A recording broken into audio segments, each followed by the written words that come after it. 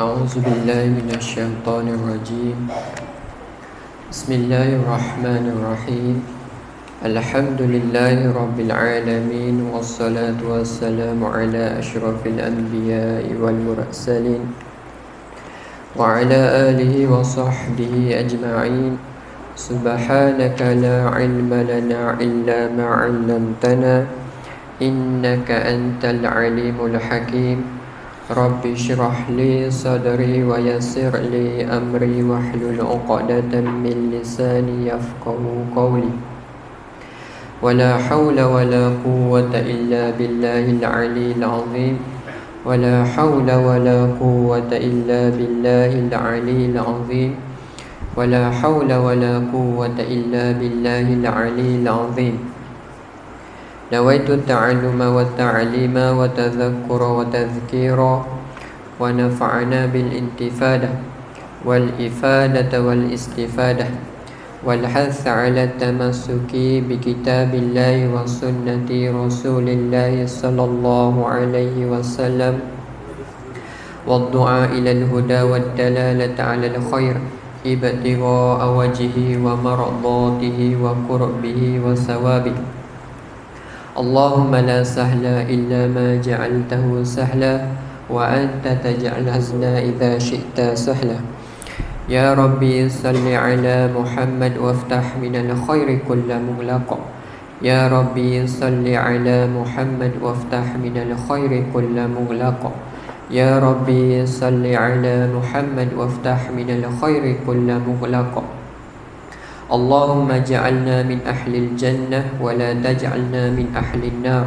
اللهم افتح علينا فتوح العارفين برحمتك، وانشر علينا من خزائن رحمتك، وذكرنا ما نسينا وعلمنا ما جهلنا برحمتك يا أرحم الراحمين. اللهم ارزقني فهم النبيين وحفظ المرسلين وإلح الملائكة المقربين. اللهم فقهنا في الدين وعلمنا التأويل. اللهم فقهنا في الدين وعلمنا التأويل. اللهم فقهنا في الدين وعلمنا التأويل. أما بعد. السلام عليكم ورحمة الله تعالى وبركاته. Alhamdulillah, pertama sekali kita panjatkan syukur kepada Allah Subhanahu Wa Taala atas izin dan limpah kurniaannya dapat kita sama-sama duduk dalam satu majlis ataupun kita panggil majlis ilmu yang mana mudah-mudahan Allah Ta'ala beri kebaikanlah kepada kita untuk apa? Untuk maksudnya kalau kita dapat ilmu tu kita boleh beramal dengan yang kita mengaji sebelum ni Baik, Alhamdulillah, minggu lepas kita cuti minggu lepas kita cuti betul dia tak apa ni agak ada uzur sikit Baik, jadi tersambung pengajian kita kitab Safinatun Najah karangan Syekh Salim bin Sumai Al-Hadrami Baik, jadi minggu lepas kita berhenti pada muka surat bukan minggu lepas, minggu sebelum tu minggu sebelum tu kita berhenti pada muka surat 12 betul, muka surat 12 syarat sujud habis dah syarat sujud tu habis dah, kau tak lagi habis dah sampai 7 syarat sujud tu 7 habis dah, kau tak lagi habis dah tak habis lagi dekat mana nombor berapa muka sekali hak Jawi lah. Kalau hak Jawi hak Rumi anda tak tahulah muka surat berapa. Kalau hak Jawi muka surat 12 faslu yang ke-28 kita baca dah kan syarat sujud tu cuma berhenti di nombor berapa, syarat yang ke berapa, syarat yang ketiga tak ada dobit, tak ada ori dobit, tak ada ori tanda sudah awak ni kata 3, awak ni kata 4, awak ni kata 5, awak mana sahaja. Kalau tak silap ana, beda rasanya. Tak silap ana lah. Beda ni. Okay. Jadi khatimatun pula ni. Khatimatun a'dha'u sujudu sab'atun. Situ kan. Cuma kalau silanan lah rasanya puas beda ni syarat yang ke syarat sujud tu. Nah, ada 7 perkara tu dah. Jadi kita sama dekat khatimatun nah. Situlah nah. Nanti tandalah nah. Mudah sikit. Lepas ni sambung ngaji, kita tahu dah kat mana berhenti. Qala mu'allifu rahimallahu ta'ala wa nafa'ana bi ulumihi fid darainil amin.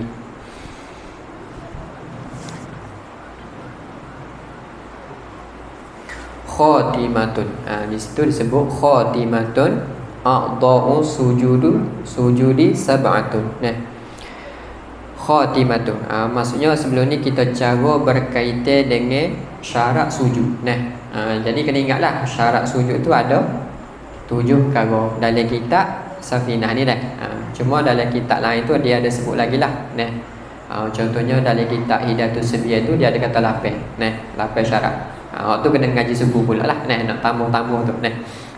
Cuma dalam kitab kita ni disebut syarat sujud tu ada 7 perkara. Nah, tak apalah kita ngaji kokoh, kita ngaji pula orang lain dah, kitab lain. Nah.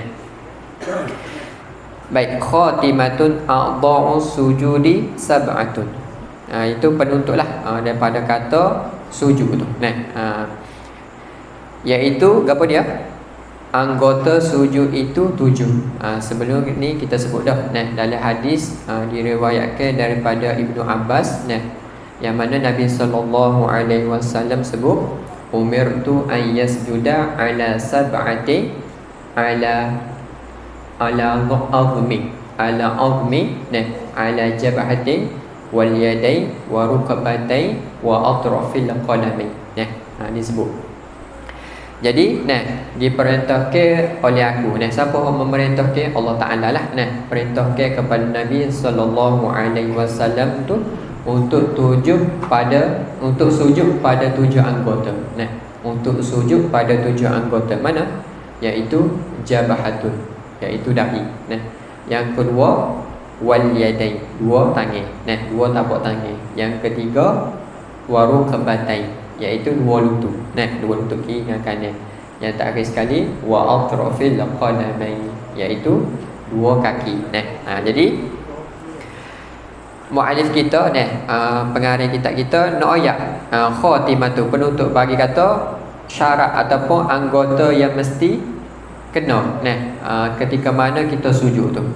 Yang pertama disebut apa dia? Al-jabhatu. Al-jabhatu iaitu dahi. Dahi. Jadi kalau kita tahu setara mana hak dahi tu, setara mana hak dahi. Jadi dia sebut dalam syarah katanya dahi tu di antara pipi muka kita. Tepi ni dahi, hak dahi. Kemudian start daripada tumbuh rambut. Ujung ni kan biasanya kita tumbuh rambut kan. Tumbuh rambut sehingga dekat bawah pada kening, atas pada kening. Maksudnya kawasan ni. Kawasan ni. Yang itulah dipanggil hak dahi. Jadi seandainya contohlah seseorang itu dia sujud ketika mana dia sujud daripada qiyam kepada sujud tu dia sujud tepi. Memandang ke tak tepi? Ini tak kira memandang. Sebab apa? Sebab dia tak panggil hak dahi. Hak dahi mana? Sini. Tepi ni lah. Dia pakai pipi muka. Dia sebut pipi muka.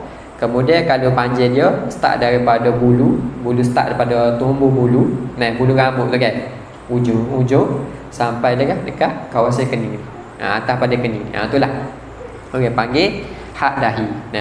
Jadi seseorang tu kalau dia sujud walaupun kena sedikit hak sujud dia, sujud dahi tu tempat dia sujud tu kena sedikit sebahagian ya, ataupun kena sujud juzu, kena sedikit ya. Maka memadai dah akan panggil dia tempat sujud. Untuk apa? Untuk sah sembahyang, untuk sah sujud. Maksudnya kena dahi ni. Itu yang pertama. Kena? Maksudnya kalau hak akmalnya, afdalnya kita sujud seperti mana kita sujud lah. Tapi walaupun kita sujud sebahagian, sebahagian ni kena kepada sukun ni kau ataupun sini kau sah dah. Sekalipun kita sembahyang sujud sebelum ni tu kita ada buat sama tu sah lah. Hak tu hak akmal, hak afdal. Nah, kita sujud, nah. Kawasan ni kan biasanya kita sujud. Cuma nak ayatnya kalau kita sujud sebahagian. Nah, kita sujud juzuk dahi. Maksudnya sah dah, memada dah. Nah, walaupun sedikit. Nah. Jadi kita bahas dah sebelum ni kan berkaitan dengan dahi ni, sujud dahi ni. Nah, qadar mana cara kita untuk sah? Ialah kita tekan. Kita contoh kita ambil kapak, nah, kita ambil kapak, kita pun tekan. Jadi sah dah. Nah, maksudnya kalau kita tengok pada kapak tu bekas, maka itulah dia panggil, orang panggil sah. Dahi tu kena kepada tempat sujud. Nah, jelas ke? Jadi maksudnya dalam syarat tu kita ingat sebelum ni. Syarat untuk sah kita panggil sujud tu mesti tekan. Nah, ingat ke? Sebelum ni. Aku tak ingat sujud ke lepas. Nah. Mesti tekan. Nah, kita tekan. Dahi kita tu pada tempat sujud. Nah. Jadi pada mana dinamakan tekan tu? Kalau kita ambil kapak, kita hantar ke kapak, kita letak di dahi kita tu bekas, orang panggil kapal, maka waktu orang panggil tekan. Nah, tu. Jadi walaupun sedikit, nah, walaupun sebahagian, nah, kita sujud tu kena pada dahi kita tu, maka sah dah sujud kita. Jelas nah, walaupun sedikit. Nah, cuma afdalnya kita sujud seperti mana kita sujud sebelum ni lah. Nah, semayang tu. Kemudian kita tekan. Tekan tu olehnya biasa kita tekan dah. Kalau sujud tu daripada qiyam kepada sujud tu. Nah, jelas kan? Senangnya tu. Ni muallif kita apa ni? Muallif kita pengarang kitab kita tu nak ayat anggota je. Anggota 7 tu. Nah, sebelum ni kita ayat. Jadi dalam hadis Nabi dah disebut umirtu an yasjuda ala sab'atin a'dhumin, nah, ala jabahatin wal yadain wa rukbatain wa atrafil qadamain. Tu jangan betul. Baik. Yang pertama dahi, disebut dahi. Kemudian hidung, masalah hidung. Hidung tu berlaku khilaf. Ada setengah hadis riwayat disebut ada juga yang mana Nabi sallallahu alaihi wasallam mengisyaratkan hidung. Maksudnya kena juga sekali dengan dahi hidung sekali. Disebut juga dalam hadis. Cuma mazhab kita, mazhab Imam Syafi'i, ia tangguh hadis tu dengan makna sunat. Hidung. Jadi memadai kalau kita sujud dengan dahi sah dah. Tanpa walaupun tak kena pada hidung. Maksudnya hidung kita tu tak kena pada tempat sujud. Jadi mazhab kita walaupun tak kena hidung, kena dahi, maka memadai. Cuma mazhab lain tu ada yang berpendapat bahawasanya dahi dengan hidung tu mesti kena pada tempat sujud. Jadi wali kita sembahyang kena dak hidung pada tempat sujud. Wali kena deh. Biasanya. Malaikat kalau hidung macam lah. Kalau hidung macam dahi tak kena, tak salah. Sebab apa? Sebab dia iktibakan akan dahi bukan hidung. Jadi kalau seseorang tu dia seorang musolli dia sembahyang kena hidung saja, dahi tak kena, maka tak sah akan sujud dia. Jadi malaikat keuzuran lah. Contohnya sebelum ni kita sebut sebab hidung panjang, hidung macam. Tapi kena ejah lah, biar kena. Sebab apa? Sebab iktibar dalam hadis tu kena dahi. Jadi mazhab kita Imam Syafi'i bahawasanya hidung ni adalah sunat sahaja. Tapi afdalnya kita dapat dua-dua lah. Dahi dengan hidung kita. Sebab apa? Sebab ada diriwayatkan dalam hadis Nabi berisyaratkan dahi dengan hidung. Tu. Cuma dalam muallif kita sebut dalam kitab ni 7 ya. Jadi kalau tambah lagi hidung jadi 8. Cuma dalam mazhab kita Syafi'i sunat sahaja.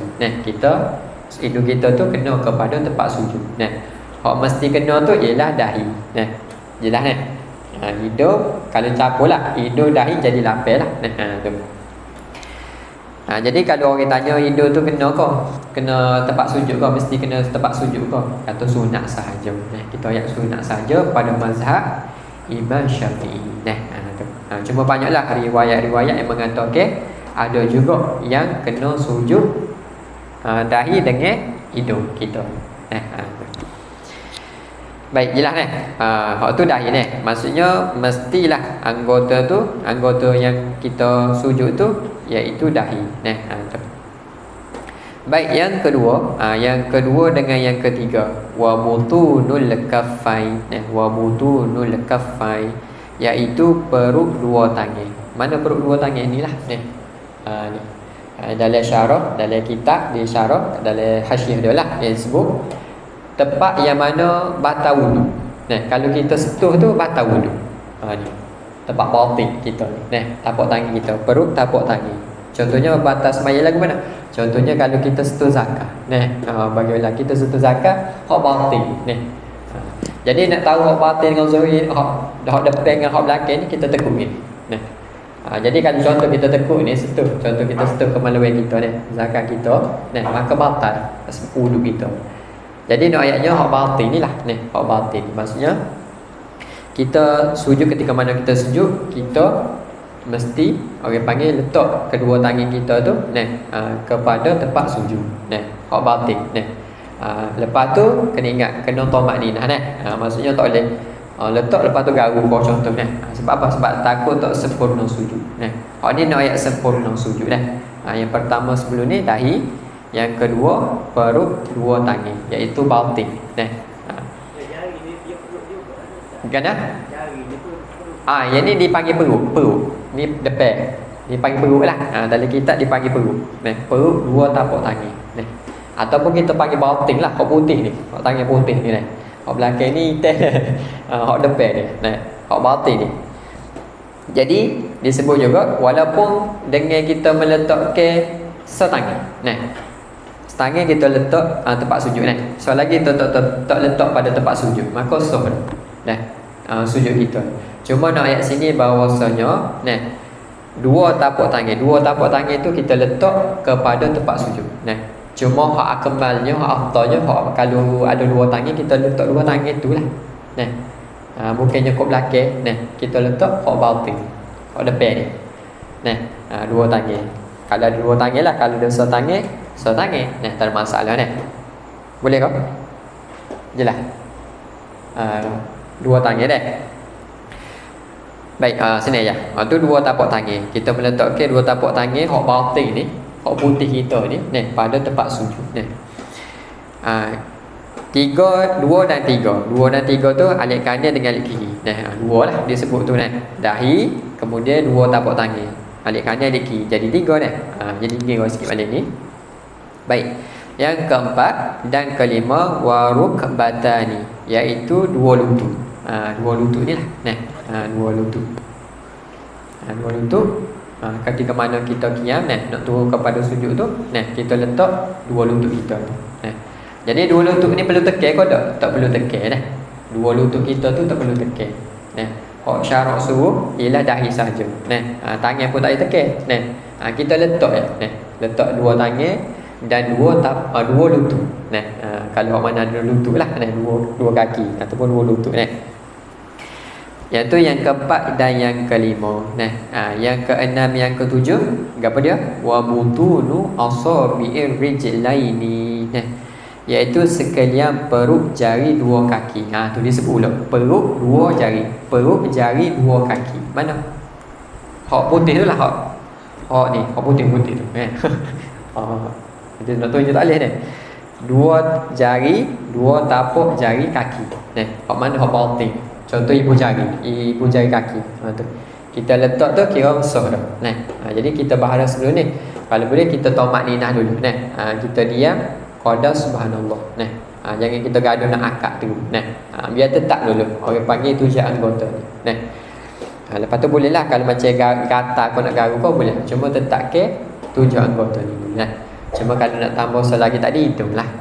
Jadi 8 kali hitung cuma nak ayatnya 7 anggota ni. Sebab apa? Sebab diriwayatkan warid daripada hadis Nabi SAW 7 anggota ni. Boleh. Jadi kalau anak tanya, contohlah kedik karya ni, anak tanya berapa kat anggota sujud ni? Ayat 7. Tu. Jadi kita kaji, kita tahu, lepas tu kita buat amal lah. Kalau orang tanya kita boleh jawab lah. Tu. Jadi baik, ni ada 7, iaitu dua kaki, iaitu dua perut jari kaki. Baik. Jadi afdalnya ketika mana kita nak turun kepada sujud tu, sebelum ni kita sebut dah afdalnya dalam mazhab kita Syafi'i, kita meletakkan dua lutut dulu daripada qiyam Contoh kita iktidal, rokok rokok iktidal. Kemudian i'tidal tu kita nak turun kepada sujud. Daripada i'tidal nak turun kepada sujud, afdalnya dalam mazhab kita meletakkan dua lutut dulu. Kita turun dengan satu lutut dulu. Kemudian dua tangan, kemudian dahi. Waktu. Cuma dalam mazhab Imam Malik, khilaf pada mazhab Imam Malik bahawasanya dia berpendapat ketika mana nak sujud tu meletakkan dua tangan dulu. Bagi dia meletak dua tangan dulu, barulah orang panggil lutut. Dua lutut, lepas tu baru dahi. Jadi kalau kita tengok orang tu, seseorang tu sembahyang dia letak dua tangan tu, kemungkinan dia ambil mazhab Imam Malik. Cuma dalam mazhab kita, kita disunatkan untuk orang panggil meletakkan dua lutut dulu. Nak turun kepada sujud tu, letak dua lutut dulu, kemudian dua tangan, kemudian dahi. Kena? Malaikat kalau uzur. Istisnanya kalau uzur tak apa. Waktu tak ada masalah. Cuma nak ayatnya sunat tertib. Bukan wajib tertib lah, sunat tertib. Jadi kalau seseorang tu dia uzur, keuzuran, maka dia meletakkan tangan dulu, dua tangan dulu, kemudian baru dua lutut. Waktu tak apa, tak ada masalah. Ikutlah nak letak dahi dulu pun tak apa. Kalau boleh daripada i'tidal tu nak kepada sujud tu dia letak dahi dulu, boleh juga, tak ada masalah. Hak ni kita nak ayat ni sunat tertib. Disebut dalam kitab sunat tertib. Mana dalam mazhab kita menghantarkan dua lutut dulu. Daripada i'tidal kepada sujud tu menghantarkan dua lutut dulu, kemudian dua tangan, kemudian baru dahi. Cuma kalau yang orang uzur tak apa, tak ada masalah. Nak letak dahi dulu kau, nak letak dua tapak tangan kau dulu, tak ada masalah. Cuma nak ayat tertib sunat. Sunat tertib.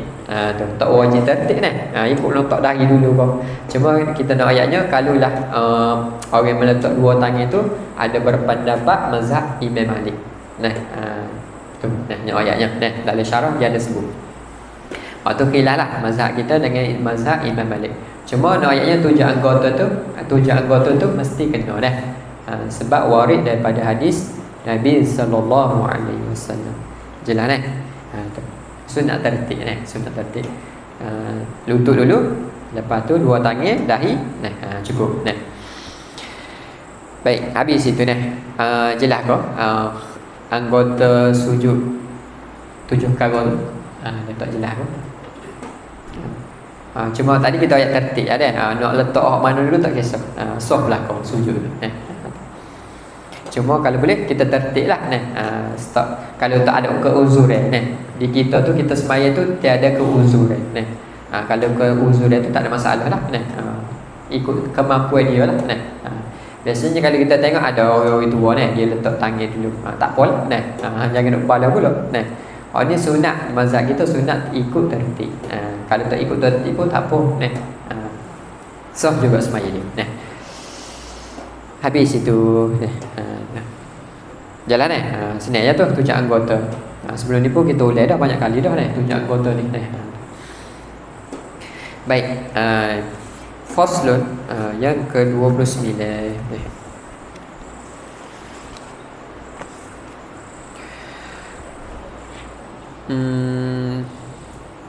Baik, kita masuk terus faslun yang ke-29 fi adadi syiddati fi tashahhudi wa mawadhi'iha.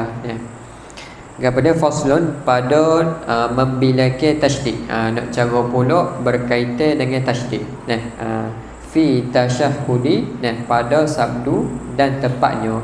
Tempat yang ada tanda sabdu tu. Tasydidatu tashahhudi ihda wa ishruna.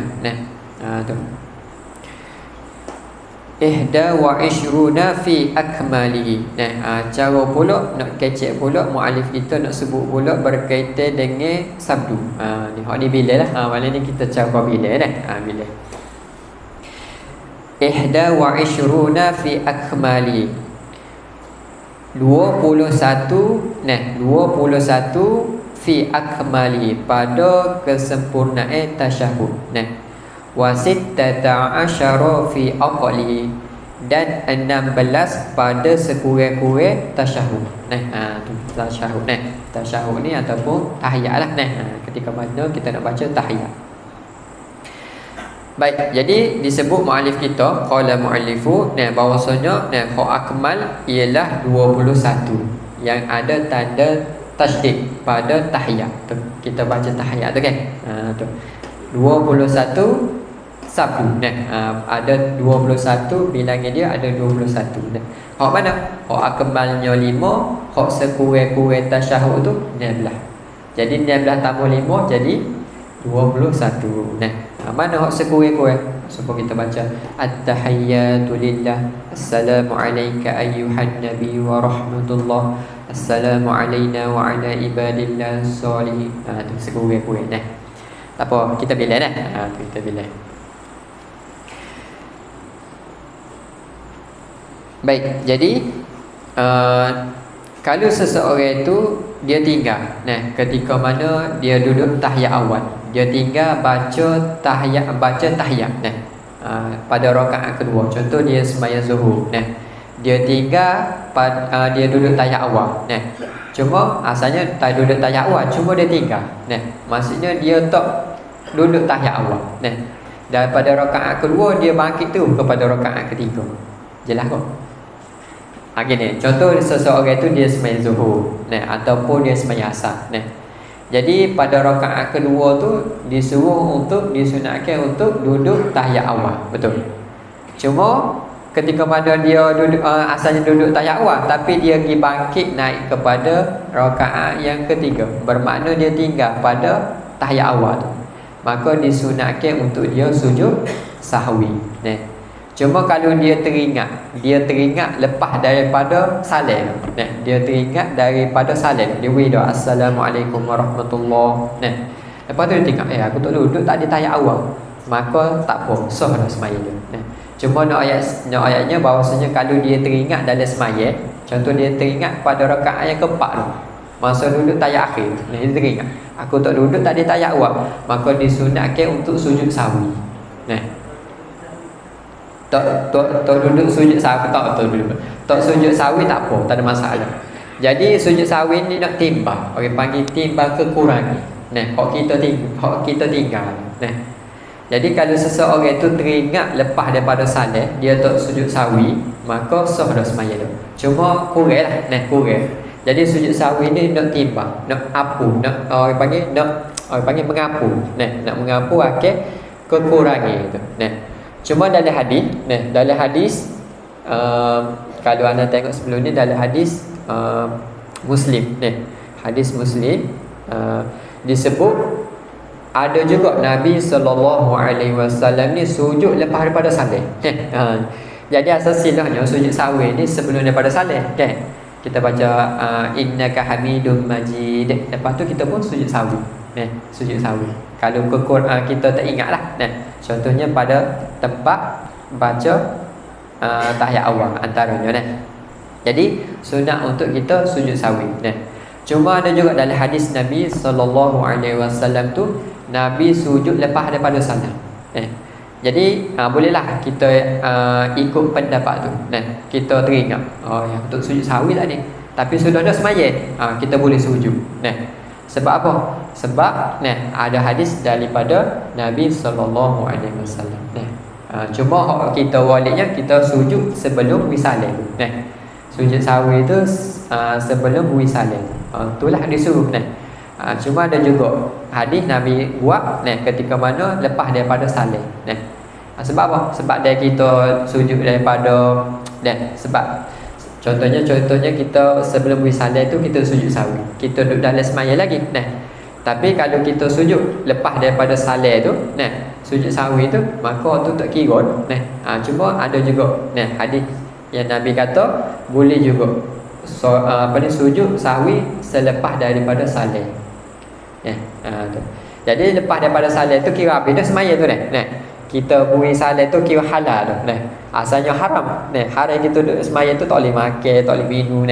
Tapi lepas beri salat tu halal dah untuk kita buat gapo-gapo. Jadi Ada juga ni boleh dikatakan, ada pendapat kata boleh juga sujud sawi lepas daripada salih tu. Nah, asalnya sebelum salih tu ni, lepas habis innaka hamidum majid, lepas tu boleh sujud sawi 2 kali ni. Sujud sawi 2 kali ni. Cuma ada pendapat kata nah, ada juga boleh bui lepas daripada salam.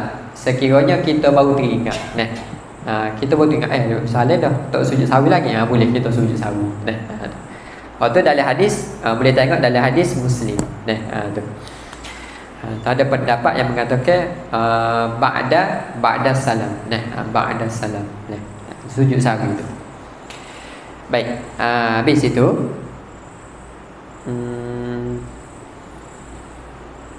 baik, kita cara tahiyat cara tahiyat lebih lah tu. Nah, baik. Jadi hak ni nak cara bilangnya tasydid pada tahiyat. Nah, baik. At-tahiyyatu ala-ta wal ya. Nah, dua tempat tu dah. Bila dah. At-tahiyyah dekat mana? Dekat atas ta so, dekat atas ya so. Nah, at-tahiyyah. Kadang-kadang kalau kita tengok ni orang-orang yang baca at-tahiyyah tak kena nah. Baca at-tahiyyatu nah. Kena at-tahiyyah tu nah. Kadang-kadang kita dengar ni at-tahiyyah macam gitu. Salah lah tu nah. Jadi nak cara bilangnya dah, bilangnya tasydid pada tahiyat. At-tahiyyah di atas ta so, di atas ya so nah. Tu at-tahiyyatul mubarakatus shalawat. Apa ni? Al-mubarakatus shalawat dekat so nah. Atas so, sabdu di atas so. Jadi berapa dah? Bila nah. Sebab apa? Sebab dia cara sini bilangnya tasydid pada tahiyat. Jadi kalau kita tengok kitab lain tak ada, tapi kitab ni ada nah. Masya-Allah nah. Dia ayat so nah. Saya pakai sebelum ni bilangnya sabdu pada tihah. Nah, cara sabdu pada Fatihah. Nah. Jadi setengah kitab lain dia tak sebut nah. Dia sebut gitu-gitu ya. Cuma dalam kitab ni dia suruh kita bila nah. Suruh tahulah. Kalau orang budak-budak tanya nah, berapa gak tahiyat tasydid pada tahiyat berapa? Kita boleh jawab. Ada 21. Kita mengaji kita tahu ni, kita tahu. Baik, al-mubarakatus shalawatu di atas so. Nah, sabdu di atas so. Jadi 3 dah.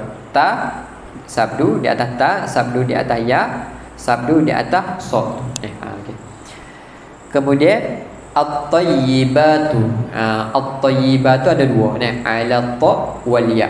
Di atas ta so, di atas ya so. Nah, 2. Jadi berapa dah? 5 situ kan? Ada 5. Kita bila sebab cara kau bilangnya ni. Ni nah, bilangnya. Kemudian nah, lillahi nah. At-tahiyyatul mubarakatus shalawatut thayyibatu lillah. Tu lillah. Sabdu di atas lam jalalah ni. Perkataan Allah tu lah ni. Lam jalalah nah. Jadi nah. Kemudian Assalamu dekat sin, atas sin. Nah, sabdu di atas sin. Jadi 7. Tu. Bila nah. Assalamu alayka ayyuhan nabiyyu ayyuha. Tu. Jadi 8. Ayyuha nabiyyu. Ayyuha dekat situ ada 3. Mana? Atas ya so ayyuha 1. Nah. Ayyuhan nabi. Nah, di atas nu 1. Nah, waliyah. Nah, an-nabiyyu. Nah. Jadi ada setengah qiraat disebut ayyuhan nabiyyu. Nah, ada juga setengah qiraat disebut ya ayyuhan nabiyyu. Jadi kalau dibaca an-nabiyyu tu tak adalah tasydid pada yu tu. Nah. Jelas ke? Jadi setengah qiraat tu ada juga disebut ayyuhan nabiyyu. Tapi di sini disebut ayyuhan nabiyyu. Jadi tasydid dia ada 3. Nah, dekat ya so, dekat huruf ya so, yang kedua dekat huruf na so, sabdu dekat huruf na, yang ketiga dekat huruf yu. Jadi 3. Berapa jadi? 8, 9, 10. 10. Habis sampai 10 dekat Nabiyyu. Nah. Baik, kita tengok betul ke tak wa rahmatullah dekat lam di jalalah. Nah, Allah sebutan Allah tu wa rahmatullah. Nah, ada tasydid di lam tu. Nah. Jadi sebelah. Habis itu sebelah. Wa barakatuh. Kita tulis sebelah. At-tahiyyatul mubarakatus salawatut tayyibatu lillah. Assalamu alayka ayyuhan nabiyyu wa rahmatullahi wa barakatuh. Habis itu sebelah situ. Assalamu tu ada sabdu di sing tu. Ada sabdu di atas sing tu. Assalamu ala sing. Jadi dua belah. Situ kan? Betul, dua belah. Kita kira balik dah. Assalamu alaina wa ala ibadillahi. Dillahi. Tu dekat jalalah. Perkataan Allah tu Assalamu alaina wa ala ibadillahi. Dillahi di atas lam jalalah Allah tu lah. Jadi berapa? 13. Betul, 13. As-salihin. Assalamu alaina wa ala ibadillahi as-salihin. Si huruf sa tasydid di atas sa. Tasydid di atas sa. Jadi 14. Betul. 14 ke 13? 14 Kemudian asyhadu an la ilaha illallah. Dekat situ ada 3. Mana? Asyhadu alla tu.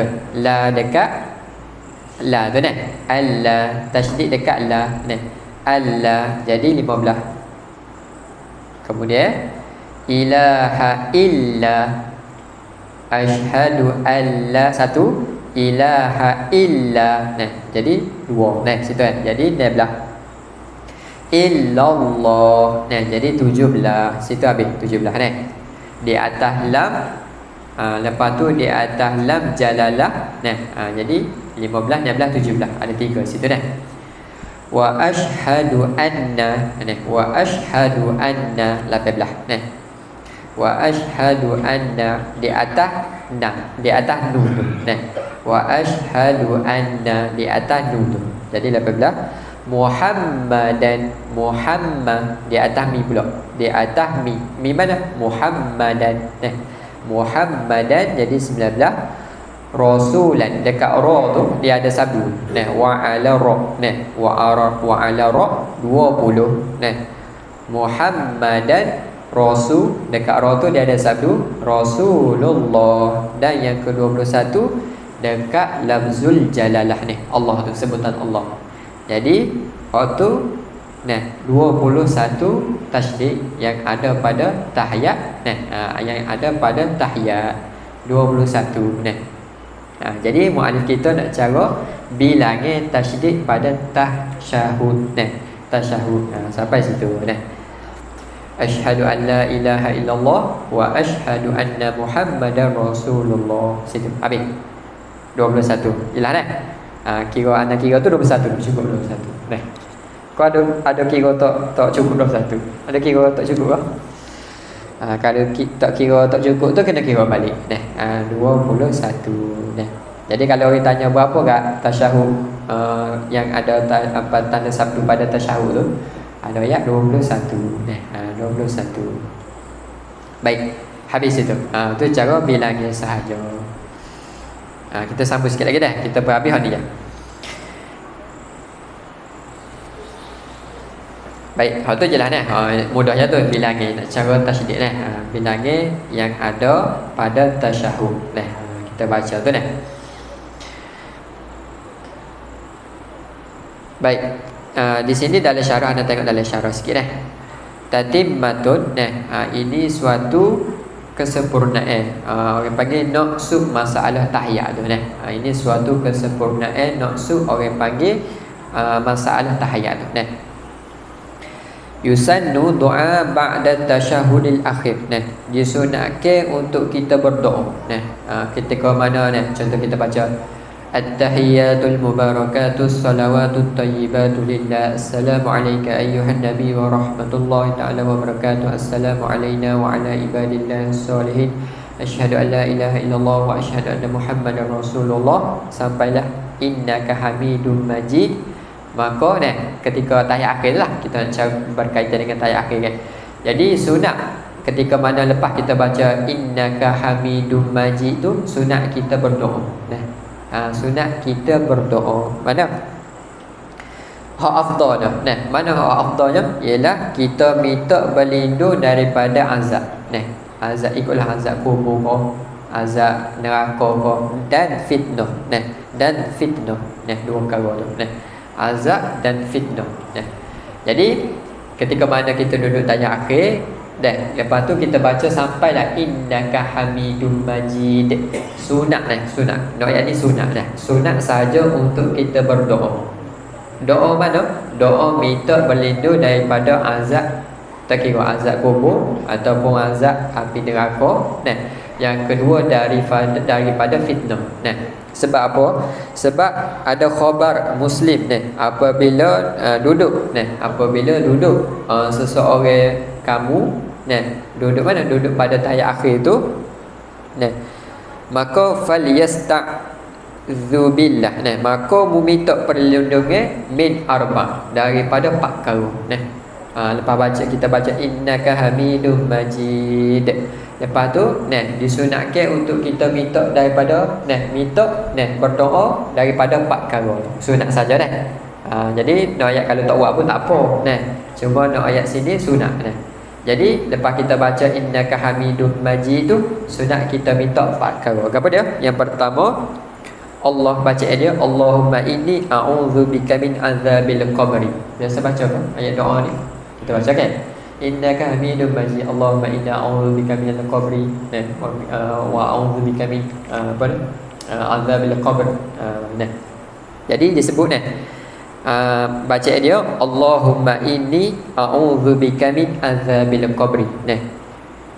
Minta daripada Allah, minta kepada Allah supaya berlindung daripada azab kubur. Yang pertama, wa min azabin nar, dan minta berlindung kepada Allah daripada azab api neraka. Dua.